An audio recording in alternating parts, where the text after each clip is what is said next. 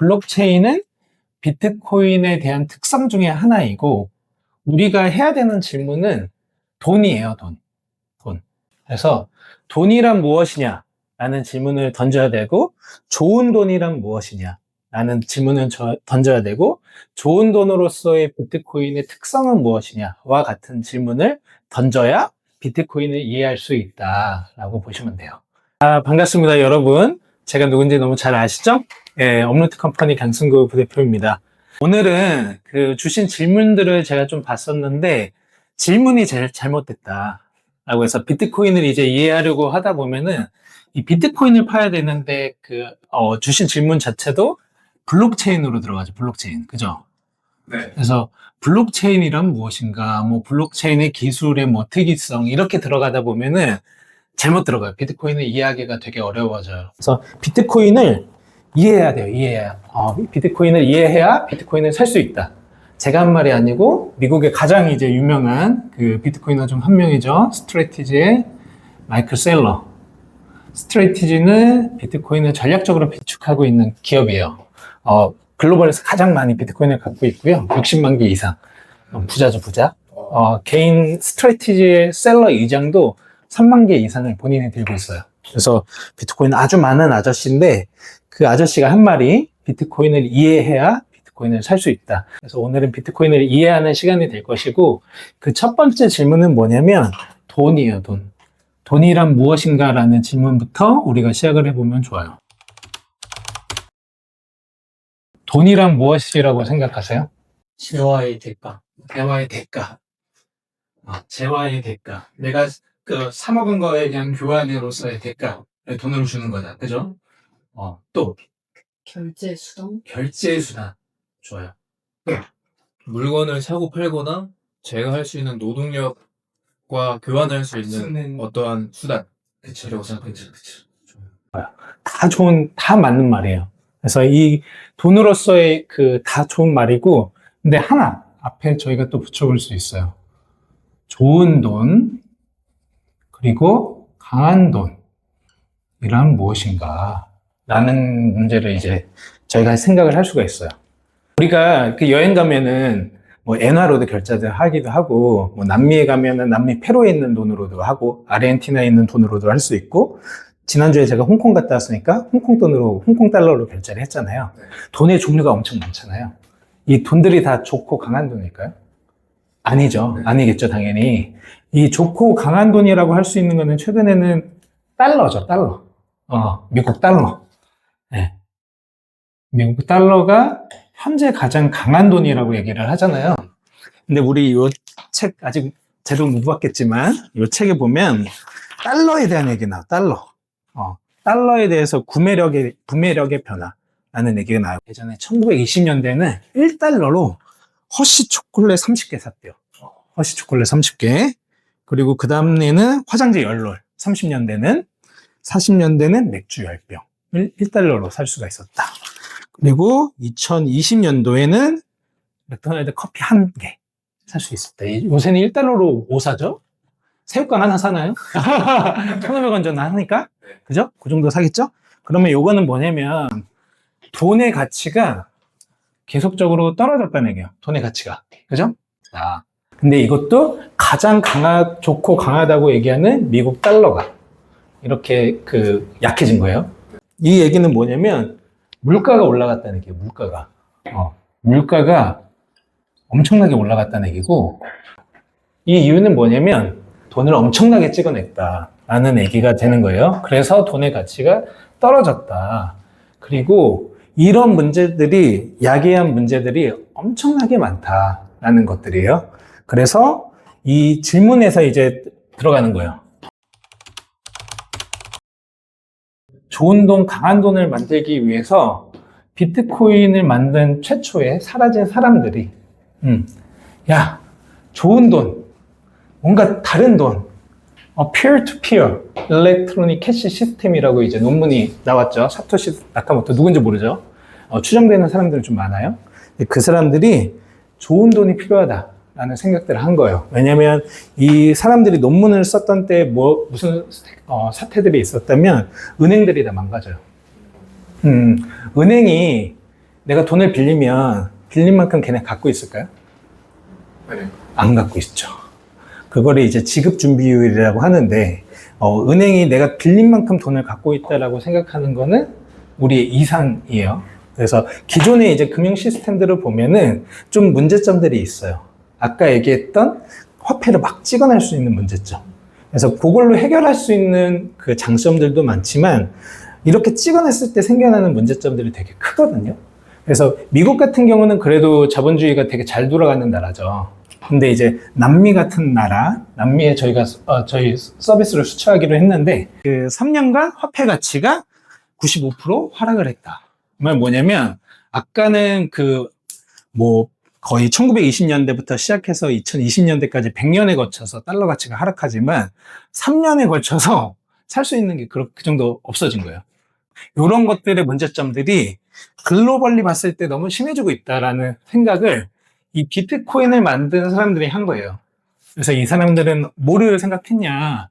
이 기존의 금융체계가 갖고 있던 문제점을 해결하는 돈이 나와야겠다. 이 돈, 좋은 돈, 강한 돈이 나와야 돼서 이거를 비트코인에 구현해야겠다라는 생각을 했어요. 그리고 기존의 이제 금융체계들을 좀 더 혁신하면서 만들 수 있는 좋고 강한 돈이 있지 않을까. 여기에 블록체인 기술이 살짝 쓰이는 거예요.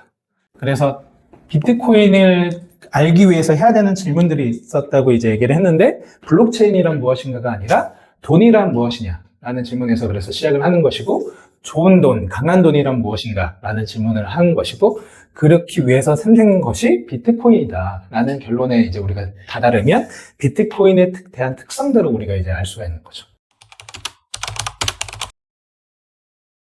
그래서 미국에서는 이제 근본이제 같은 경우는 미국에서 이제 찍어내는 이제 돈의 달러의 발행량만큼의 금을 항상 들고 있었어야 됐어요. 그러니까 마음대로 찍기가 되게 어려운 거예요. 야, 내가 찍으려면은 금을 어느 정도 갖고 있어야 돼. 이게 나중에 스테이블 코인이 요새 유명하죠. 네. 스테이블 코인 들어봤죠. 네. 그것도 나중에 좀 같은 개념이에요. 그래서 비트코인도 이거랑 좀 비슷한 속성이 있어요. 그 중에 하나가 뭐냐면 희소성. 비트코인은 공급이 한정된 돈이다. 몇 개일까요? 몇 개? 2,100만 개. 오, 대단한 인턴들이에요. 2,100만 개로 한정된 돈이다. 라고 있고, 보통 이제 반감기라고 얘기하는 그 4년마다 비트코인의 이제 채굴량이 이제 좀 조정이 되는 것들이 있죠. 근데 반감기가 2140년까지 이거든요. 많이 남았죠? 지금 2025년이니까. 그래서 이 2100만 개라는 수량이 2140년 정도까지 계속적으로 이제 만들어진다. 라고 생각하면 될 것 같아요. 없어요. 자기가 막 채굴을 마음대로 할 수가 없는. 없어요.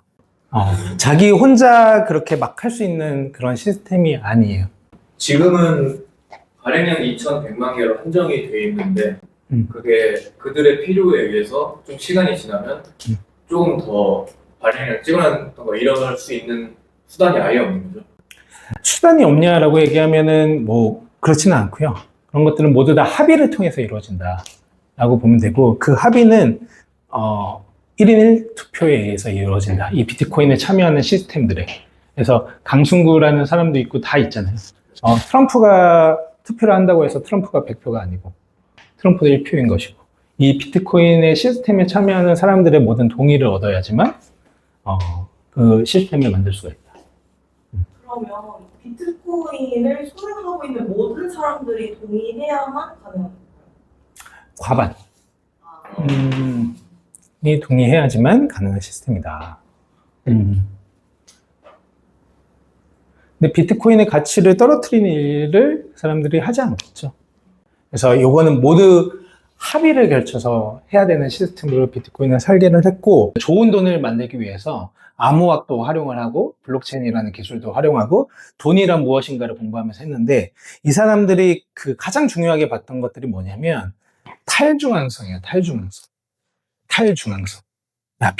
이 강한 돈이 되려면 탈중앙이 돼야 돼. 탈중앙. 그러니까 그거는, 이 탈중앙에는 나도 포함해요. 나도 탈중앙 돼야 돼. 내가 이 중앙에 있으면 안 돼요. 예를 들면 지금 알트코인들, 지금 우리 저 때문에 코인원 깔았잖아요. 코인원에 들어가면 쫙 나오잖아요.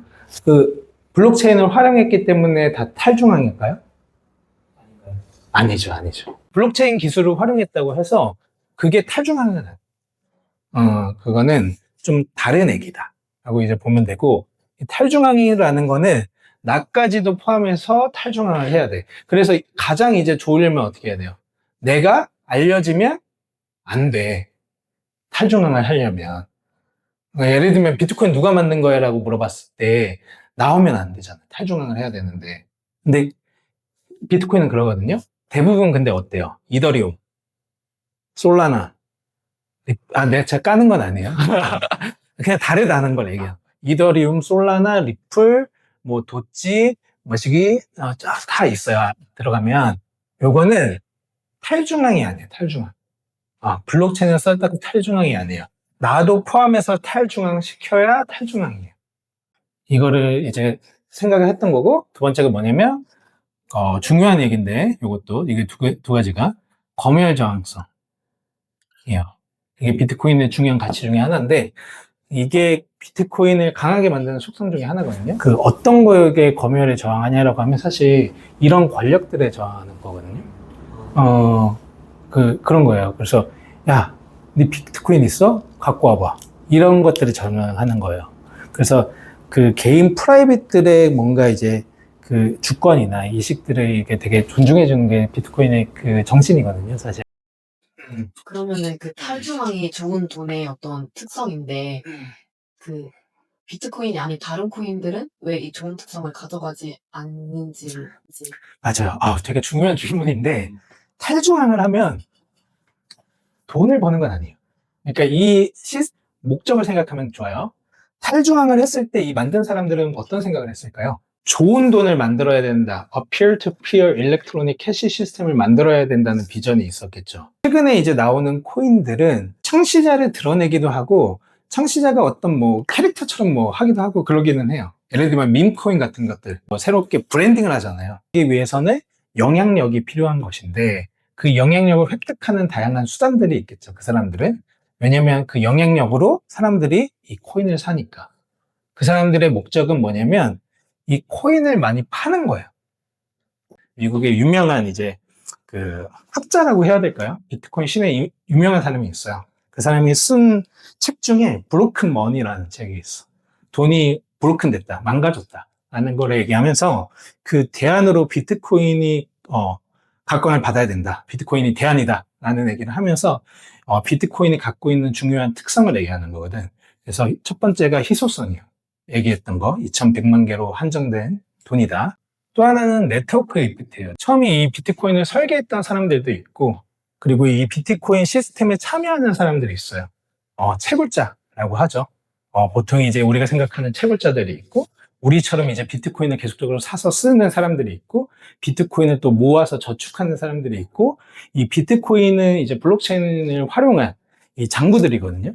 그래서 그거를 거래가 이제 제대로 되고 있는지 그런 것들을 검증하는 사람들이 있어요. 이 시스템에 참여한 사람들이 많아질수록 이 비트코인의 가치가 올라가는 거예요. 이 비트코인 채굴에 참여하는 사람들이 어느 정도 많아지냐에 따라서 우리가 해시레이트, 보통 이제 채굴 난이도라고 하거든요. 참여하는 사람들이 많아질수록 해시레이트가 올라가요. 해시레이트는 계속 우상향하고 있어. 그거는 이 네트워크 이펙트가 강해지고 있다 라는 얘기. 3번이 제가 얘기했던 반감기가 있어요. 그래서 4년마다 비트코인의 그 채굴되는 개수가 반으로 줄어든다는 거잖아요. 그게 갖고 있는 것들이 이 1번 비트코인의 희소성을 더욱더 강하게 해요. 그래서 이 공학적으로 이 반감기는 설계를 한 거거든요. 그러니까 채굴 단위로도 올라가는 거고 4년마다 채굴되는 이제 비트코인의 양도 반으로 줄어드는 거예요. 그래서 그렇다 보니까 사람들이 야, 이게 되게 희소한 돈이다 라는 거를 이제 이해를 더 하게 되는 거죠. 네 번째가 뭐냐면 이거는 매크로예요. 매크로. 비트코인의 지위를 강하게 만들 수밖에 없는 매크로적인 환경들이 있다. 거시적인 환경들이 있다.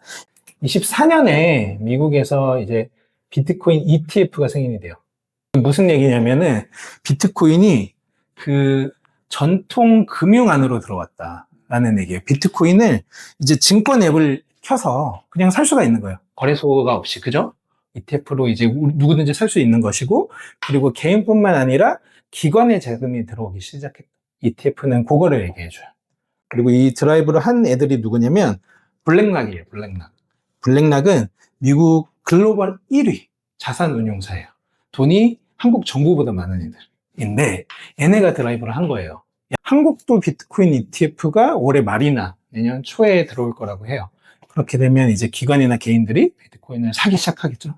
그죠? 올해 6월에 트럼프가 그런 말을 했어요. 무슨 말을 했냐면, 야, 우리가 비트코인 빨리 해서 중국이 비트코인 안 들어와서 너무 다행이야. 우리가 빨리 시작해서 너무 다행이야. 그런 말을 했어요. 그래서 이 비트코인은 패권 전쟁으로 가고 있는 자산이다 라고 이해를 하면 좋아요. 그래서 그만큼 강한 돈이다. 또 하나는 뭐냐면, 이 비트코인에 대한 어답션이 되게 많이 올라오고 있어요. 부탄이라는 나라에서는 GDP의 3분의 1을 비트코인을 채굴을 해. 이런 매크로 환경들이 계속 생기는 거예요. 그래서 희소성, 네트워크 이펙트, 반감기, 매크로 같은 것들이 비트코인을 계속 막 강하게 만드는 요소 중에 하나다라고 생각을 할 수가 있고요. 아까 얘기했던 좋은 돈의 그런 그 조건들에는 또 요거 말고 다양한 것들이 있어요. 그거는 다음 시간에 제가 또 한번 그 엘살바도르에서 우리가 번역한 교과서 제가 한번 그거 들고 오면서 설명 한번 해드릴게요. 네. 네.